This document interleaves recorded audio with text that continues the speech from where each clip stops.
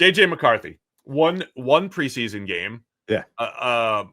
A sneaky knee injury that we didn't even notice until after, when it was like, oh, there's a knee. Oh, he's out for the season. What a wild turn of events for JJ and the Vikings. Such a wild. So we start off the process, and he's the one quarterback that's supposed to be kind of slow played in. Well, him and Drake May, and then obviously Michael Penix was going to be later, years in advance, right? But the two quarterbacks we thought would kind of start the season on the bench and then play their way into the lineup, Drake May and JJ McCarthy. McCarthy has this preseason game. Now, okay, it's against the Raiders backups or whatever, right? So it's not necessarily, but we went from like, it's going to be Darnold for a while, maybe a month before Darnold plays his way to the bench.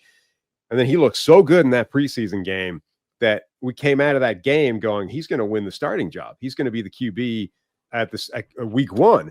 And then it was like, oh, actually, he's picked up a little knee injury, and maybe that's going to set it back. And then he's going to have to get that knee injury is going to go for a scan. And then, the scan turns out it's going to shut him down for the year. So in the space of like 48 hours, we went from McCarthy's going to win the starting job week one to actually not only is he not going to be starting, but you're not going to see him until next year at all. Darnold's now going to take this the rest of the way. Like the Viking season went from encouraging to written off. And then a few months later, it's like actually Darnold's making a run at MVP. Weird outcome. And now we're back 12 months later to, well, okay, they've elected to go in a different direction. The keys are being tossed to McCarthy.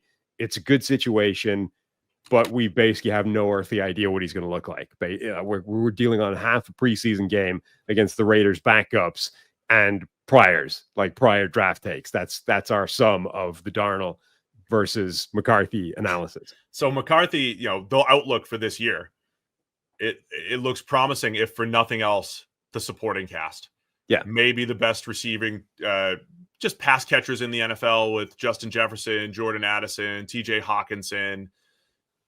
So they're good there. The investment on the interior of the offensive line, Will Fries and Ryan Kelly, to go with a really nice tackle duo of Christian Darrisaw and Brian O'Neill, rookie Donovan Jackson at left guard. So an overhauled offensive line, and then the Kevin O'Connell factor. And I'll repeat, yes. I mean, Kevin O'Connell took a 500 quarterback in Cousins, made him way better from a win-loss perspective, we'll say. And same thing with Darnold, guy that won 35% of his games, all of a sudden wins 14 last year. Darnold looks like a completely different player, by the way, with this supporting cast. So the couple examples that came to mind historically of rookie quarterback sits, veteran quarterback has a good year, and then the rookie takes over. There's two that come to mind. I'm sure I'm missing a bunch. Carson Palmer, 2003, drafted, doesn't start. John Kitna starts. Kitna has an outstanding season, one of his best seasons. And the Bengals just say, all right, you're out. It's Carson Palmer's time. And Palmer looked really good in 04 and 05 before getting hurt and kind of, railroading his career just a little bit before he got it back on track. So Palmer stepped into a good situation and produced. And of course, the Mahomes thing, where Alex Smith is the passer rating leader in 2017. Deep ball, has Tyreek Hill, has Travis Kelce, puts up great stats. Mahomes steps into that situation, plus Andy Reid, and of course elevates it to a 50-touchdown season and an MVP. So those two come to mind of veteran quarterback has a good year, rookie comes in and has a lot of success too. So I'm not comparing JJ to Mahomes. I'm just saying this is the type of situation that he's stepping into. All right, that's enough of that, Steve. Over 50% of the people listening to this are not subscribed right now. So click that button, and then we can get back to whatever it is Steve's telling you about. Another one is Dante Culpepper. Yes. That for the first year for the Vikings came in, hit the ground running, looked very good. That's a good one. So 99, he's drafted. Was it Jeff George and Randall Cunningham that year? Both put up huge numbers. Definitely Jeff George was a big part of that 99 season. And they put up huge numbers, and then the Vikings go to Culpepper, and he becomes one of the more productive quarterbacks over the next few years for the Vikings. So there is this previous precedent of quarterbacks doing it and having success.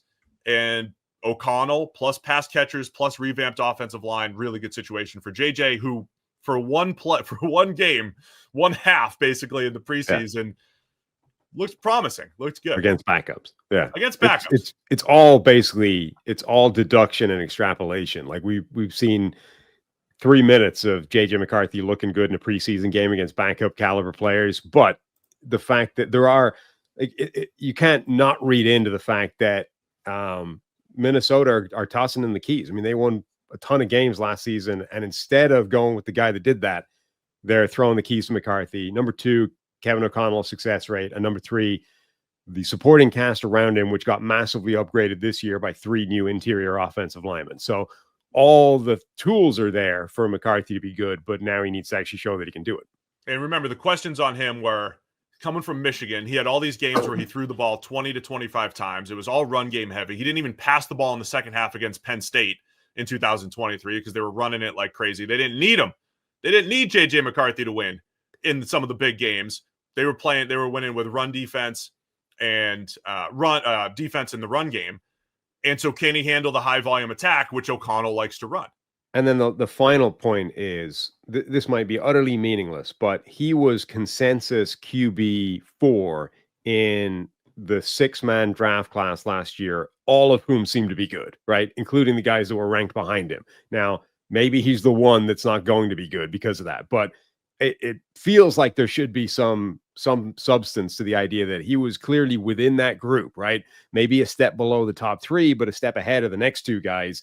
And yet all of those guys looked good as rookies. So it would be very unfortunate if Minnesota has found the one guy from that draft class that's actually going to stink. Thanks for watching all the way to the end of our video. For more great content, click here to subscribe and here to watch another video. We'll see you again soon.